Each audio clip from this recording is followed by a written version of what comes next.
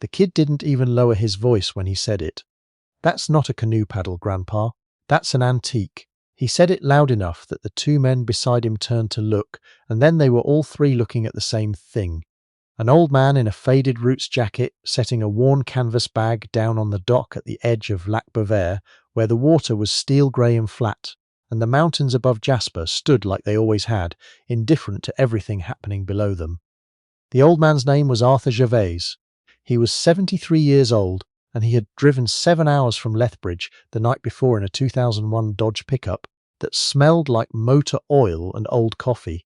And he had slept 4 hours in the parking lot of a Tim Hortons outside Rocky Mountain House because he hadn't wanted to pay for a motel. He had read about the Invitational Kayak Skills Clinic in a paddling magazine his neighbour left in his mailbox by accident, and he had registered by mailing a check for $150 without telling his daughter, because his daughter would have asked questions he didn't have simple answers to. The bag he set down on the dock held a kayak paddle, wooden, two-bladed, hand-carved, the grain of the wood-worn silk smooth at the grip from years of use.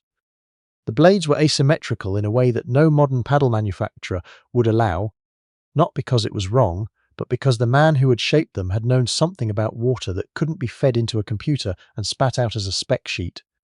The young man who had spoken was named Luc Fontaine, 26 years old, third-year competitive kayaker, 40,000 Instagram followers, and a carbon fibre paddle that cost more than Arthur Gervais's truck. He had a coach and a sports physiotherapist and a video analyst who reviewed his stroke frame by frame on a laptop that was currently sitting open on a folding table beside the dock.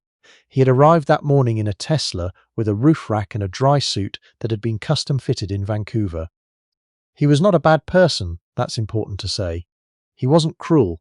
He just had the confidence of someone who had never once been made to feel small on the water, and so he had no instinct for the particular cruelty of making someone else feel that way.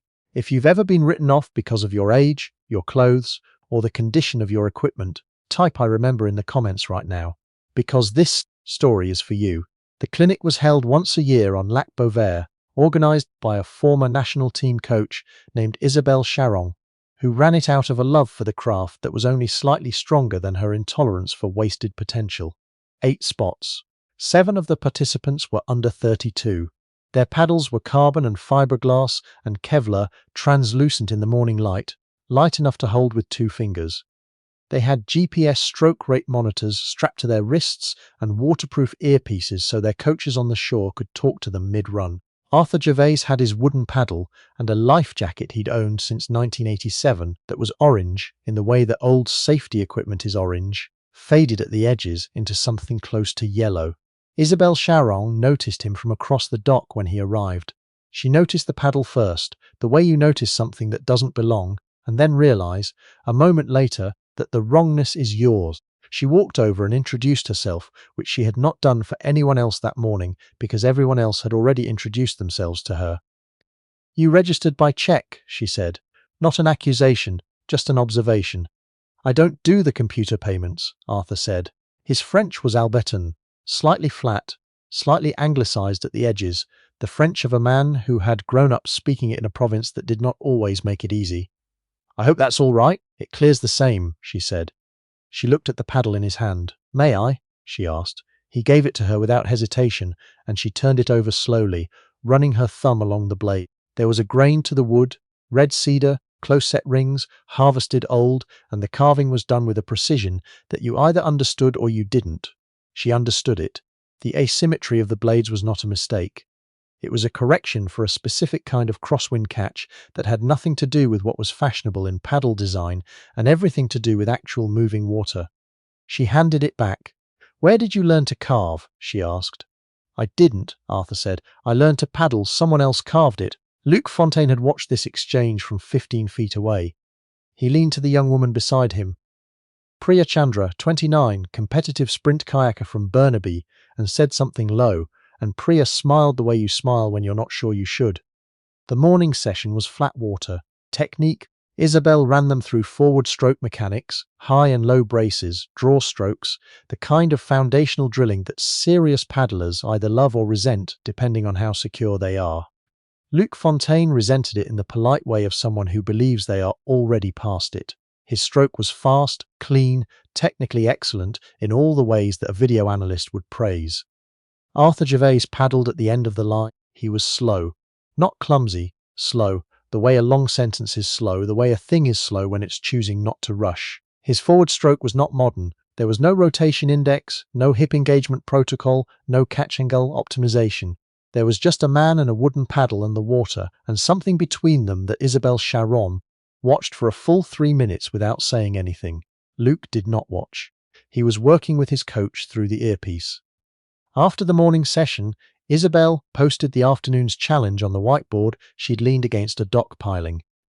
It was a hand-drawn map of the lake's north end, where the Athabasca River fed in and the current complicates everything. The route wound through a narrow channel between two gravel bars, cut across an exposed fetch where the afternoon wind would be building off the peaks, and finished at a rock feature called the Anvil, a flat-topped submerged granite shelf that created a standing wave on its downstream side that you could either use or be destroyed by, depending on how well you read it 10 seconds before you arrived. Luke read the map and was immediately describing it to the group. He was that kind of person. "Okay, so the fetch is the problem," he said, pulling up a weather app on his phone. "We've got a valley wind kicking up by 2 o'clock, which is," he did the arithmetic, "right when we hit the exposed section. You're going to want your high brace ready and your stroke rate up to hold your line. If you don't have the rate, you drift, and if you drift in that corridor, you miss the entry angle on the Anvil." He paused. "Without the right angle on the Anvil, you don't ride the wave. You get pushed into the eddy on the left, and from there you have to ferry back upstream, which on a cold June lake after a hard fetch crossing is," another pause, professorial, "not where you want to be. The window for a clean line on the Anvil is maybe 3 degrees of approach. In that wind without a GPS line, you're guessing." He looked for a moment at Arthur Gervais. He didn't say anything else. He didn't have to. Arthur was sitting on the dock post with his hands folded on his knees, looking not at the map, not at his phone, but at the far end of the lake, where the mountains interrupted the sky. His lips were moving very slightly, not in prayer, in arithmetic of a different kind. Isabelle Charon called the start for 1:30. She gave them each a 15-minute window, staggered. Arthur would go last. He had asked to, quietly, when she'd come by with the order sheet, and she had written his name at the bottom without asking why. The others went. Most made the fetch. Priya Chandra had the best run of the morning group. Clean crossing, good angle, rode the Anvil wave for 4 seconds before peeling out into clean water. Luc Fontaine went fourth. His crossing was textbook. He hit the Anvil at 2 degrees off optimal, which his GPS unit recorded and his coach noted, and he rode it for 6 seconds, which was the best of the group, and he came off it with the kind of efficiency that made the video analyst reach for his laptop to clip the footage. He paddled back in and was towel drying his forearms when Arthur Gervais lowered himself into his kayak.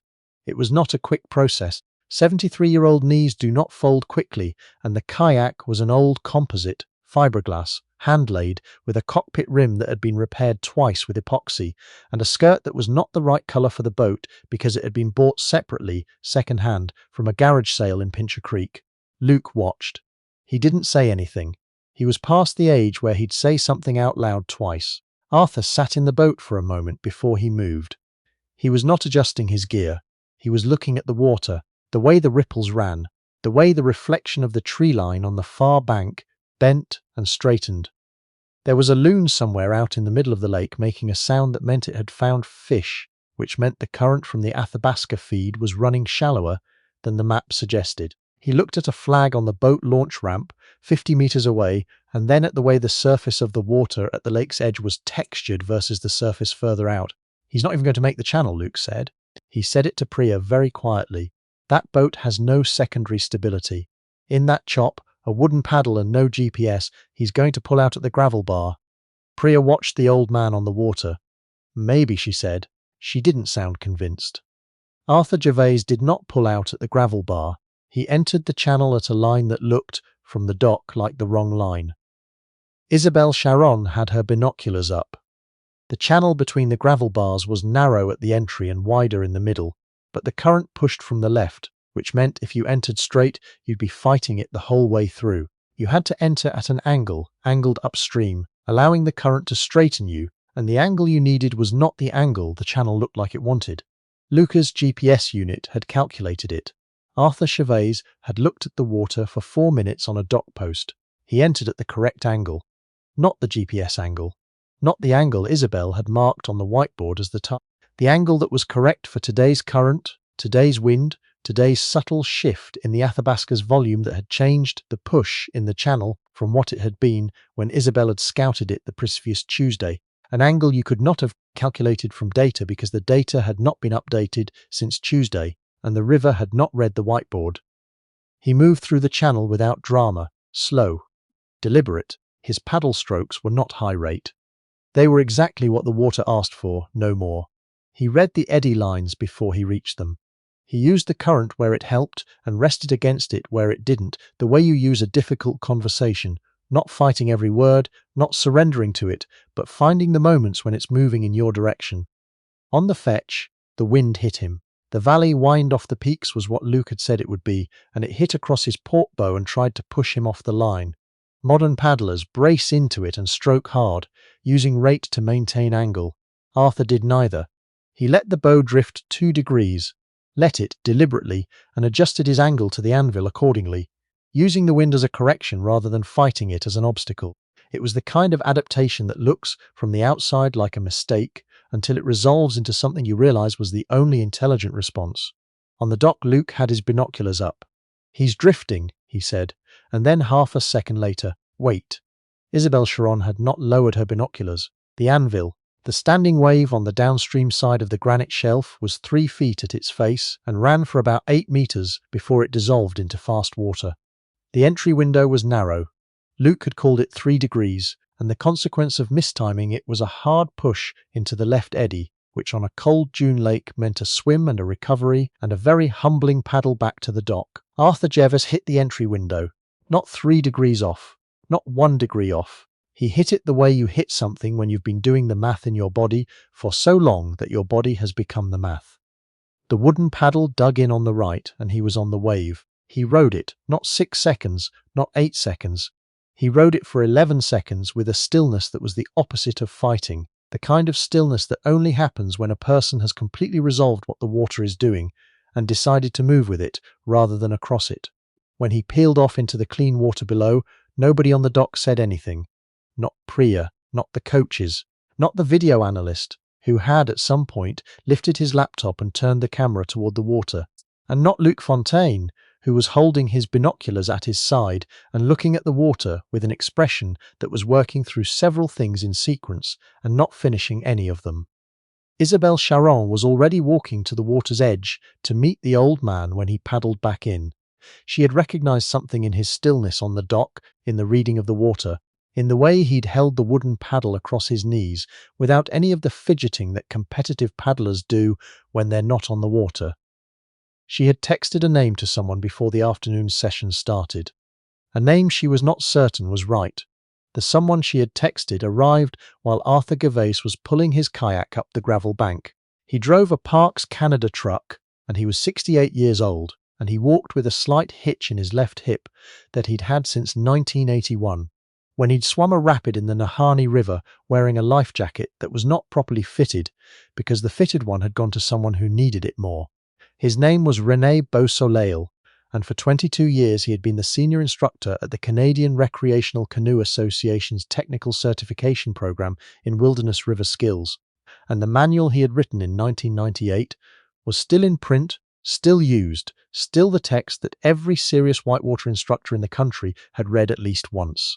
He walked past Luc Fontaine the way you walk past a speed limit sign, not dismissively, just without it entering your field of relevant information.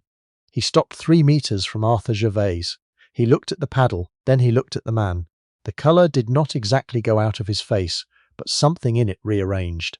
"I know that paddle," he said. His voice was not quite steady. "The left blade is cut 2 millimeters shorter than the right, for crosswind compensation on exposed northern lakes. That's not a standard correction. I've only ever seen it on paddles carved by one person." He stopped.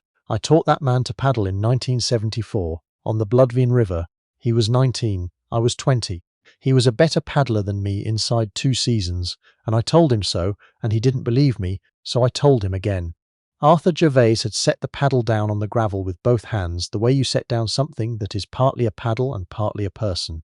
His name was Thomas Gervais, Arthur said. He did not look at René Beausoleil. He was looking at the lake, at the place on the water where the wave had been, already dissolving back into ordinary current. He was my brother. He was 24 years old when he went missing on a solo traverse of the Caribou River in 1979. They found the canoe. They didn't find him. He stopped. He carved this paddle for me the winter before he went. He said, and here Arthur's voice did a thing that voices do when they have been holding something in for a long time and can no longer hold it at exactly the same pressure. He said, "Don't fight the water. The water isn't interested in fighting. It just wants to go somewhere. Fight where it wants to go and help it get there." René Beausoleil stood on the gravel bank of Lac Beauvert with 47 years of teaching behind him and did not say anything, because there are moments when the thing that needs to happen is not speech. He put his hand on Arthur Gervais' shoulder. Just that. Isabelle Charon had not moved from where she was standing. She had been still long enough that her feet had gone slightly cold in the gravel, and she had not noticed. She was looking at the paddle, at the two blades, asymmetrical, the left cut 2 millimeters shorter, a correction for wind on northern lakes made by a 23-year-old man who had learned to read water the way other people learn to read rooms, instinctively, involuntarily, unable to turn it off. She had grown up with a picture of her Uncle Thomas on the wall of her mother's kitchen in Winnipeg. A bad photocopy of a photograph, really. A young man holding a canoe paddle on a river somewhere, squinting into summer light. Her mother had kept it long after it stopped making her happy to look at, because some things you keep not because they help, but because the alternative is a kind of forgetting that costs more than the grief. She crossed the gravel. She didn't plan what she was going to say. There wasn't a plan for this. There had never been a plan for this. She put her arms around Arthur Gervais, and the paddle was between them, and the lake was behind them, and above them the mountains stood where they had always stood, not caring about any of it, and somehow making it more real, for that the way mountains do. Luc Fontaine had not moved. He was standing where the dock met the gravel, and he was holding his carbon paddle in both hands. The way you hold something you have just stopped being sure about. He was 26 years old, and he had spent those years learning a sport from coaches who had coaches who had coaches. And he had never once thought about the first person in that chain. Never thought about what it meant that someone had stood on a river at 19 years old, with no coach and no data and no video analysis, and simply figured out, from the water, what the water was doing. René Beausoleil turned from the two figures on the gravel bank. He looked at the young paddlers assembled at the dock. He looked at Luc in particular without hostility, in the manner of a man who has watched many people learn and knows what the moment of beginning looks like. "He told you about the fetch," René said. "He told you about the GPS angle and the stroke rate and the approach window. It was not a question." Luc said nothing, which was the right answer. "The problem with the fetch isn't your rate," René said. "The problem with the fetch is you're trying to correct the water. The water corrected itself this afternoon. It changed the channel entry by 4 centimeters from what the map said, because the Athabasca came up 3 centimeters overnight from snowmelt, which you would know if you'd put your hand in it at the put-in." He paused. Thomas Gervais would have put his hand in it. He would have put his hand in it and adjusted everything else accordingly. He was 19. Luc looked at the paddle in his hands, at the carbon weave, perfect, expensive, designed by engineers who had access to more data about water than René Beausoleil had seen in his life. "The paddle knows what you tell it," René said. "The water knows what it knows. They are not the same conversation." Nobody cheered when Arthur Gervais made that run on the Anvil. That is the truth of these moments, and the truth matters. You don't cheer because cheering is for surprise, and what fell over that gravel bank wasn't surprise. It was something older than surprise, recognition maybe, or the particular shame of having laughed before you understood what you were looking at. The wooden paddle went back into its canvas bag as the sun dropped behind the western peaks and the temperature came off the lake the way it does in the mountains, quickly with no warning. Arthur Gervais zipped the bag the same way he'd unzipped it, carefully, without hurry, without looking at anyone. He had driven 7 hours to be here. He would drive 7 hours back tomorrow.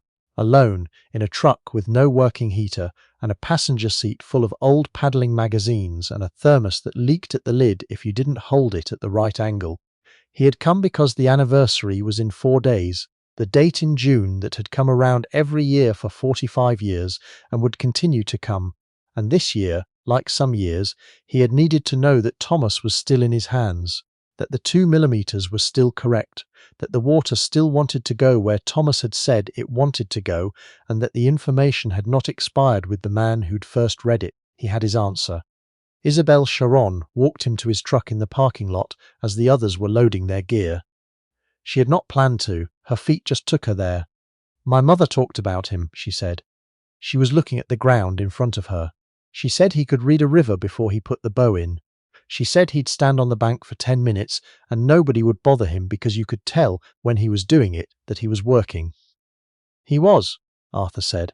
"He used to say the river was telling you a story and most people were only willing to hear the middle of it. You had to stand there long enough for the beginning." Isabel stopped walking. They were at the truck, old Dodge, primer patch on the rear quarter panel, a rosary hanging from the mirror. "Thank you for coming," she said. And then, because it was true, I needed to put a face to the paddle.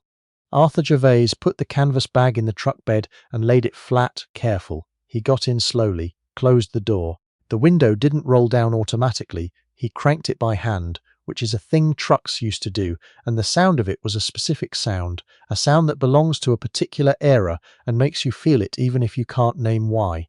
"Tell your mother," he said, "that he didn't fight it. He never fought anything that didn't need fighting. That was," and he paused and looked at the steering wheel for a moment and looked back up. "That was the whole point of him, really. He pulled out of the lot at the speed of someone who is not in a hurry because he has already arrived where he was trying to go." In the morning, before the second day of the clinic, Luc Fontaine was at the put-in a full hour before anyone else. He had left his carbon paddle in the car. He had borrowed a wooden loaner from the equipment shed. Heavier, slower, unresponsive, in the way that honest things are unresponsive. And he was standing at the water's edge with both hands at his sides. He was looking at the river, at the way the current ran, at the ripples off the upstream gravel bar and the way the surface caught the early light differently where the depth changed. He stood there for 8 minutes without moving. A loon called from somewhere out in the middle of the lake, and he listened to it, and he did not reach for his phone. He was trying to hear the beginning of the story,